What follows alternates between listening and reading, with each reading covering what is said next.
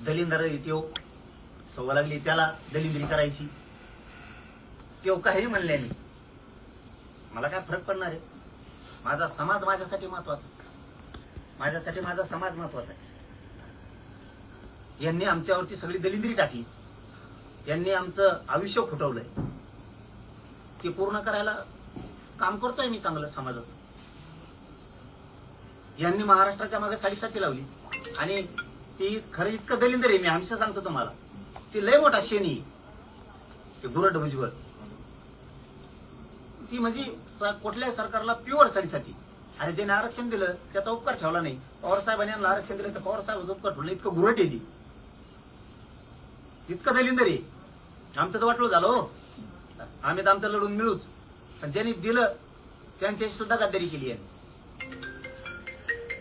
धनंजय मुंडे यांनी थेट बोलले की काही जण मुख्यमंत्र्यांच्या आईबाबत अपशब्द वापरतात. महाराष्ट्रात आरक्षणावर विष पेरलं जात आहे, टीका केली तुमच्या. त्याचं काय राहिले?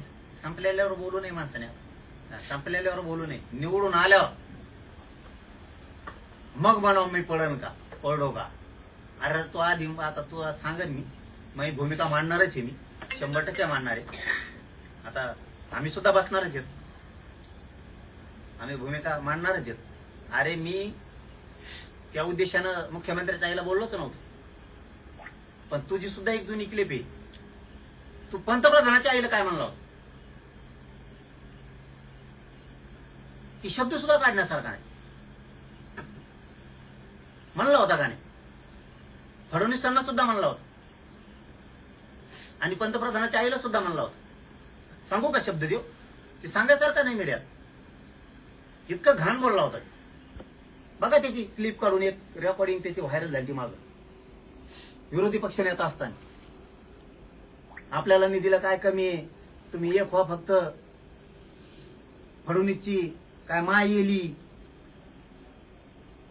पंतप्रधानाची काय माय येली. हे जमतं का? हे जमतं? याला काय म्हणते? फडणवीस साहेब विसरले काय ते? लय बाकडा काढील. तुमच्या घराण्यावर कधी बोललोच नाही मी, तुमच्यावरती बोललोय. आणि मी वैयक्तिक मॅटर मध्ये पडत नाही, अजिबात पडत नाही. तू काय काय म्हणतो ना, मला सगळं कळतंय. तुमच्यावरती तुम्ही नेतेगिरी करता, तुम्ही मराठ्यांच्या खुना करता म्हणून तुमच्यावर बोललेलो आहे, ते लक्षात ठेवा. मी तुमच्या वैयक्तिक मॅटर मध्ये कधीच पडलो नाही. तुमचे वैयक्तिक सुद्धा मॅटर आले, आपण डायरेक्ट सांगितलं आपण वैयक्तिक मॅटर मध्ये पडत नाही.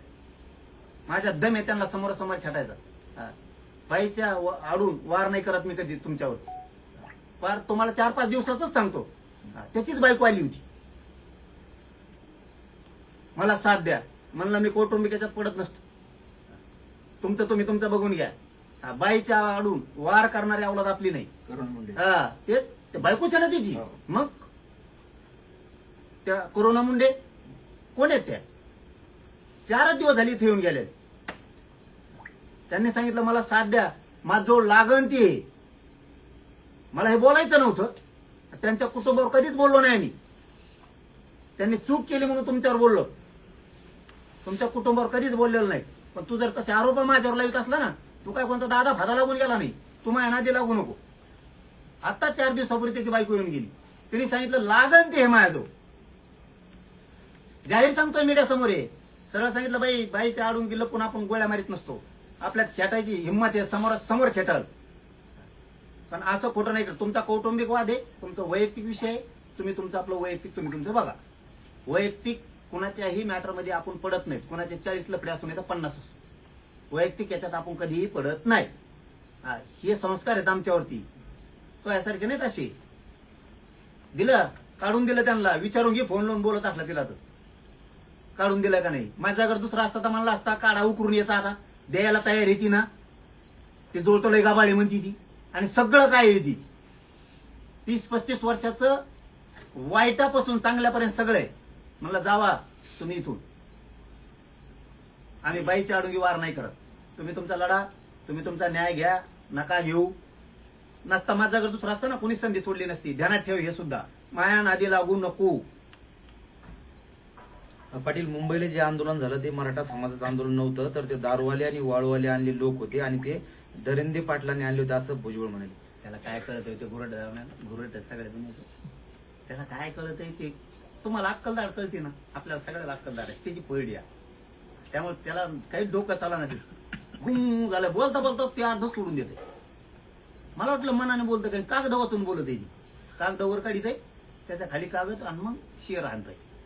आता शेअराच्याच लायकीच राहिले त्यांना ना, तुम्हाला खोटं सांगत बधीर करून टाकलाय. मराठ्यांनी असा त्यांचा गेम केला की त्यांना काहीच सुचा नाही, काय बोलावं काय करावं, कुंकड जावा, कारण ते हक्काचं आहे. त्यामुळे ते मी मिळवणार आहे. तुम्ही कितीही ताकद लावा, किती पण हा. कसा जिया रद्द होतोय आणि तुमचे ते घुरट भुजबळची अवकात काढायची. तिथं आमची घोंगडी बैठक झालेली. त्याच्यामुळं फडणवीस साहेबांनी ओळखलं ही काय आहे, ही काय लायकीचं आहे. फक्त राजकीय स्वार्थासाठी त्यांचा दबाव आणणं चालू आहे. आणि दुसरं काम आहे की बीड जिल्ह्यावर दहशत आणि भीती पसरायचं काम करायला, आणि ती आम्ही मुळात कधीच होऊ देणार, कव्वाच नाही होऊन देणार, कधीच नाही होणार. तुम्ही कितीही ताकद लावा, तुम्ही किती, आम्हाला सुद्धा ताकद दाखवावं लागणार.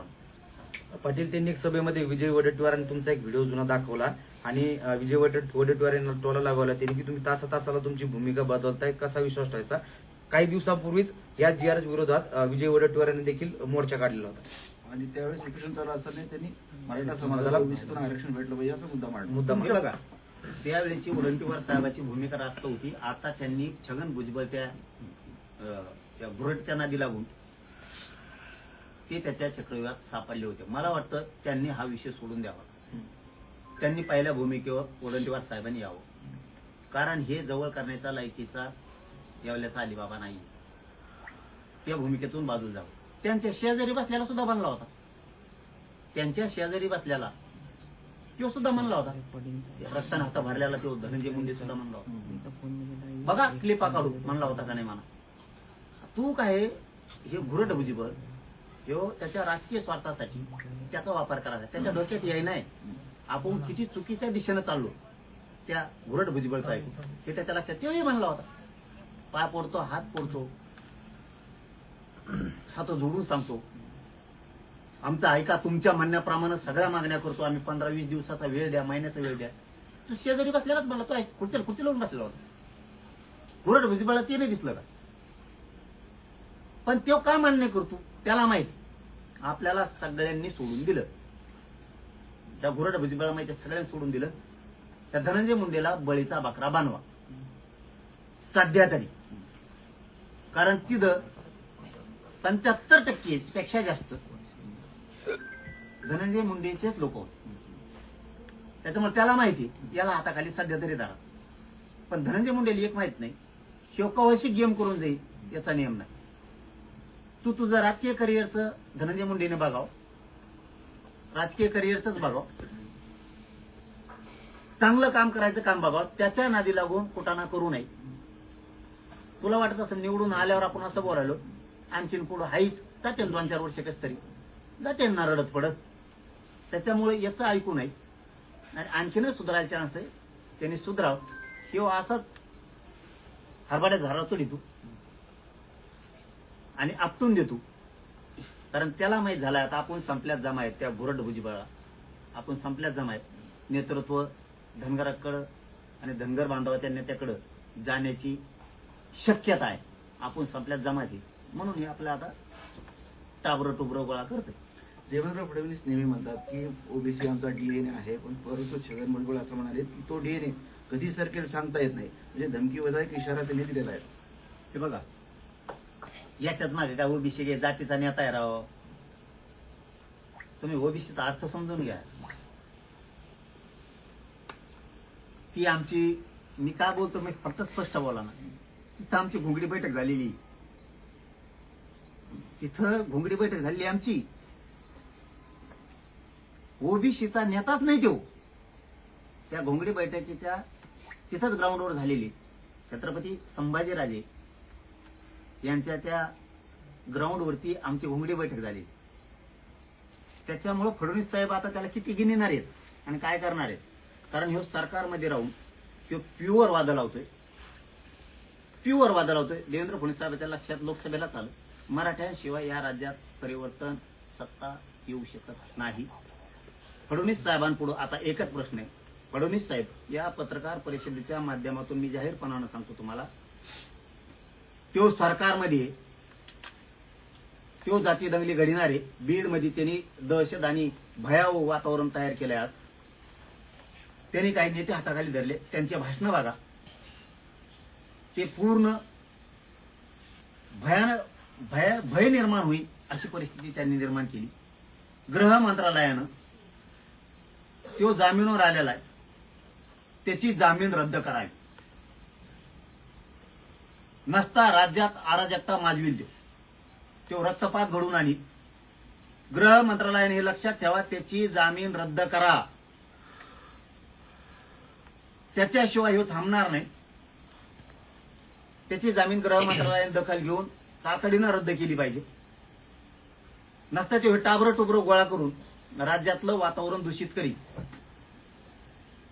आम्ही सुद्धा आमच्यावर जे वातावरण तयार केले, ती आता जी भीती दहशत निर्माण केली बीड जिल्ह्यावरती, ती सुद्धा आता आम्हाला तुडून काढावं लागणार, ती झटकून लावावं लागणार. आमच्यात सुद्धा प्रचंड बळ आणि ऊर्जा आहे, आम्ही दाखवू ताकद. विखे राज्यात विखार पसरत आहे. विखे वारंवार जरांगींना भेटायला जात आहेत. आम्ही विखेंना सुद्धा सोडणार नाही असा स्पष्ट इशारा जो आहे तो छगन भुजबळ यांनी दिला. विकास काय होऊ शकत नाही तुमच्याशी, काय होऊ शकत नाही. काय बघणार तुम्ही? ते बिचारा भेटायला जरी आला तरी समाजाला देण्याच्या उद्देशाने आला, कोणाचा रद्द करा म्हणत नाही. मराठ्यांच्या नेत्याचा किंवा आदर्श घ्यावा. मराठ्यांचे नेते आंदोलनात सहभागी होते, गरीबाच्या लेकराला द्या म्हणून. गरीब ओबीसीचा रद्द करा किंवा गरीब ओबीसीला देऊच नका असं कधीच म्हणत नाही. ओबीसीला आरक्षण दिलं त्यावेळेस मराठ्यांची भूमिका होती गरीब ओबीसीला मिळाला पाहिजे. तीच भूमिका मराठ्यांच्या सगळ्या पक्षातल्या नेत्यांची तीच भूमिका आहे की गरीब मराठ्यांना सुद्धा मिळाला पाहिजे. ओबीसीचं रद्द करा, आरक्षण देऊ नका म्हणाला ओबीसी एखादा मराठा नेता येतोय का? तुम्ही तरी जाताय. मराठ्याच्या नेत्याची तुलना तुम्ही करू शकत नाही, तुमच्याशी त्यांची तुलना होऊ बी शकत नाही. ते गरीब मराठ्यासाठी काय मिळणार? पुण्य कमवायलाच मराठ्याचे नेते सगळे येणार. विरोधी पक्षातले असतील, सत्ताधाऱ्यातले असतील. पाप तुमच्यासारखं ते कमवू शकत नाही. प्रस्तावित मराठा समाज गावगाड्यातील सरपंच पद हिसकावत आहे. ओबीसी समाज तुमचा घाट हाडून पाडणार. समोरून लांडग्यांचा कळप येतोय, तो गळा घोटणार आहे, तर हातातलं फेकून मारा असं गोपीचंद पडळकर म्हणाले. कोण म्हणलं? गोपीचंद पडळकर. ते बी आलते. त्यांनी काय लिहायचं असलेला आपल्या हे बुरट सगळ्या दुनियाचं बुराटाचं काय आलायचं? आपलं चांगलं चाललंय तिकडे. त्यांनी कसं लिहायचं? चांगल्या चेहरा कशाला त्याला याच्यामुळं चांगला चेहरा खराब करायचा? कमाल. येणाऱ्या निवडणुकीमध्ये ज्यांनी ज्यांनी ओबीसीच्या विरोधामध्ये भूमिका घेतली त्यांना लक्षात ठेवा आणि त्यांचा बरोबर हिशोब करा. भुजबळ म्हणलं का गुरट ते काय हिशोब होत नाही, काय नाही. सगळे सावध झाले. आज कळालं ना राव, आम्ही तिथं घोंगडी बैठक घेतलेली. काय हिशोब करतो? आम्ही तिथं घोंगडी बैठक घेतलेली. तू काय हिशोब करतो? महायलगार नाव देऊ. तिथं आमची घोंगडी बैठक झाली. काय ते चव घालून घे धंदे करते काय नाही, याच्या कमून नादी लागत मला काहीच कळलं नाही. गुरट भुजबळ बीड म्हणजे तुमच्या बापाची जहागिरी नाही, लक्ष्मण हाकेंचा तुम्हाला सवाल आहे. आणि तर जरांगी लहरी मोहम्मद आणि सकाळी भुजबळ तर संध्याकाळी फडणवीसवर बोलतात अशी टीका हाकेंनी तुमच्यावर केली. त्याला मोजित नाही, त्याला मोजित नाही. त्याला कधी विरोधक मानलं नाही, मानणार नाही. काहीला आता ते नाही बोललं तरी बोलायची सवय. आम्ही नाही बोलत नाही तरी बळच बोलत आहे एखादं. त्यासल्याला काय देण द्यायचं? थुकला ना काय बळच थुकासाठी ते त्याला काय करू आम्ही? तिकडं आपलं आपलं बघायचं. कशाला त्या टोळीच्या नादी लागायचं? आपल्या जातीसाठी लढलं तर आपली जात कुठल्या पुढे जाईन आतापर्यंत. कशाला दुसऱ्या ज्ञान पाजळ थिंडायचं उगाच उगं ते भुरट भुजबळच्या नादी लावून बस ना कोपऱ्याला आहे.